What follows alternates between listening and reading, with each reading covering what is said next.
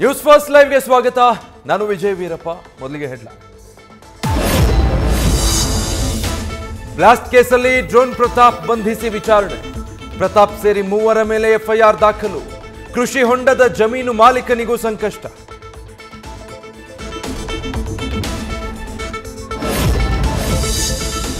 ಅತುಲ್ ಸುಭಾಷ್ ಸಾವಿನ ಬೆನ್ನಲ್ಲೇ ಹೆಚ್ಚಾಯಿತು ಪ್ರತಿಭಟನೆ ಕಾವು.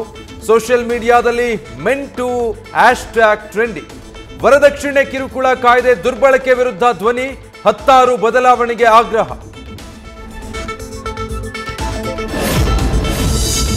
ದರ್ಶನ್ ಗ್ಯಾಂಗ್ ಜಾಮೀನು ಭವಿಷ್ಯ ಇಂದು ನಿರ್ಧಾರ. ಮಧ್ಯಾಹ್ನ 2:30ಕ್ಕೆ ಹೈಕೋರ್ಟ್ನಿಂದ ತೀರ್ಪು. ಕೊಲೆ ಆರೋಪಿಗಳಿಗೆ ಟೆನ್ಷನ್. ತೀರ್ಪಿಗೆ ಕೌಂಟ್ ಡೌನ್.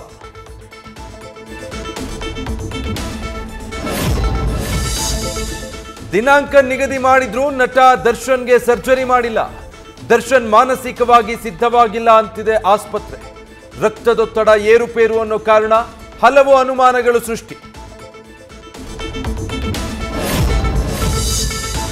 ಮಂಡ್ಯದಲ್ಲಿ ಜೈಲಿನಲ್ಲಿದ್ದ ಮಗನನ್ನ ನೋಡಲು ಬಂದ ತಂದೆಯೇ ಅರೆಸ್ಟ್. ಪುತ್ರನ ಸ್ನೇಹಿತ ಕೊಟ್ಟಿದ್ದ ಬಟ್ಟೆ ಬ್ಯಾಗ್ ತಂದು ಅಪ್ಪ ಲಾಕ್. ಬ್ಯಾಗಲ್ಲಿ ಗಾಂಜಾ ಸಿಕ್ಕಿದ್ರಿಂದ ರೌಡಿ ಶೀಟರ್ ಮಧುಸೂದನ್ನ ಅಮಾಯಕ ತಂದೆ ಜೈಲು ಪಾಲು.